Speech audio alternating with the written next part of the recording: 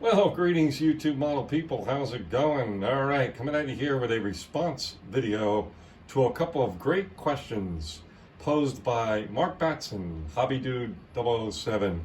And basically, what he asked is what is your favorite model build that you have built? And then, what is your favorite model build that another model builder had built?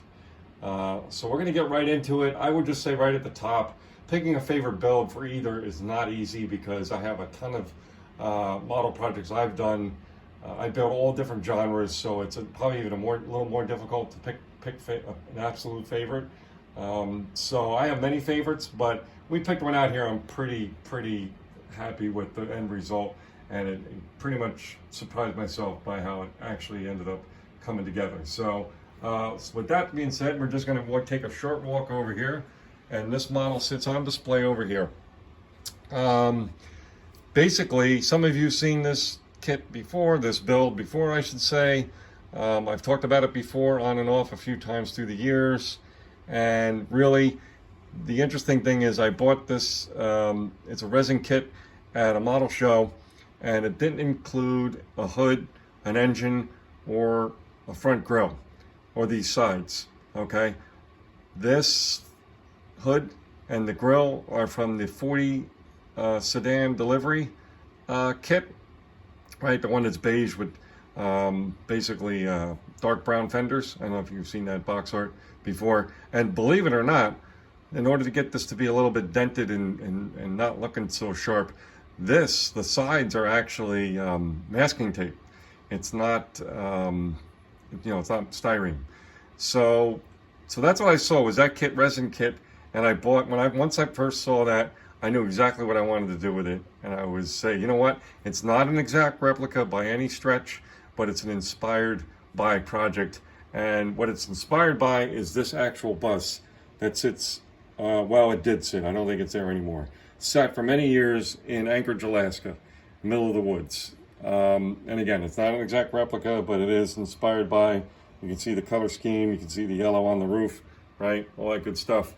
And what the story is, to be really brief about this as much as I can, is a construction company had these buses, had several of them, and they used to transport the workers to and from job sites. And this bus here, number 142, axle broke, and they decided to just leave it. It wasn't worth fixing or towing or anything like that.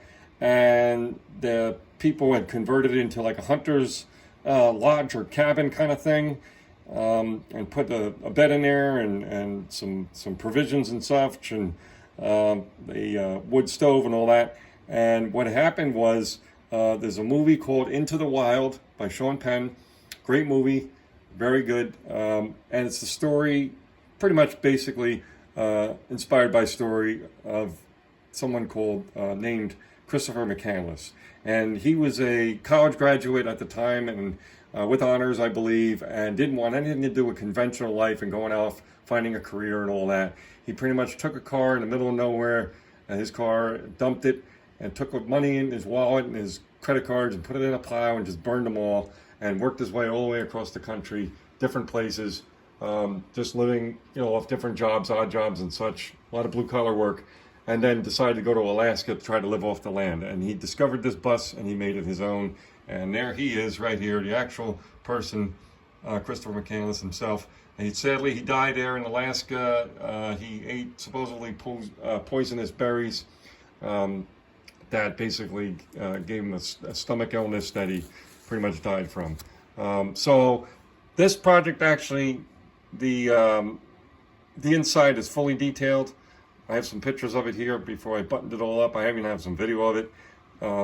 And pretty much here's inside this project right here. We have a cabinet with some peanut butter and jelly and pots and things.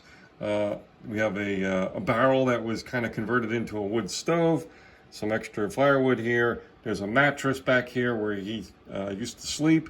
There was an extra bed frame off to the side. I custom made this bed frame. Here's a kind of a top-down view, again, of the inside here. And just some garbage on the floor, again, kind of in my own take on it. The actual insides look like this. roughly. So there's the stove, and the back there's the mattress. So there you go, you get an idea. So that's my favorite build that I have built. Interestingly enough, this was my test piece for colors and weathering and seeing, you know, if what would work, what wouldn't work, kind of thing. I keep that over there to the side. And that is my favorite build I have done. Now, as far as my favorite build I've seen from other model builders, well, there was a guy who built amazing dioramas who used to go to the NNL East model show right here in the state of New Jersey. And his name was Mike Napoleon. And I'm not sure if he's still around or not, but really, I remember seeing a lot of his work. I have pictures and video of it. If you go out to the NNL East webpage, there's old folky photo albums. I'm sure you can find his stuff in there. Probably should have did that before this video. But if you go back to like 2005, 6, 7, 8, 9, 10, in those years, I will guarantee you'll see some of his work. His work is unbelievable, and you will not meet a nicer guy. He was so friendly to talk to, would share and tell you anything you needed or wanted to know about his projects or how he did stuff. And he was the first diorama builder that I spoke to who said he treats each individual piece like a model all by itself. That's the first place I heard that, was from him. And he actually used to do something very interesting for his dioramas. He used to just build random stuff. He was very gifted. Again, he would build like hand trucks from random styrene and like wheels from an aircraft kit and stuff like that, where I would probably spend $15 online somewhere and get one that's already assembled. He would make them from scratch. And he would just make random pieces. He'd make a little boiler, he'd make like an air conditioning, he'd make like a car lift for a garage, he'd make all kinds of random parts and pieces and then keep them aside and then eventually come up with like an idea and then would put them all or some of them together and make a diorama from them. And that's how he kind of used to work. He didn't really say, oh, I'm going to do this project and build for the project. He kind of built all these little things and then thought of some project at some point, which I thought was pretty clever and pretty unique. So that's it, folks. Sorry this kind of dragged on. Hope you hung in there, but a lot of fun. I invite you all to, of course, I'm sure most of you all know Mark Batson and his channel, but if not, go check him out. And of course, jump on in, answer the questions. It's again, a couple of great questions, and it's always fun to do these. So that's it for now, folks. All right, cheers.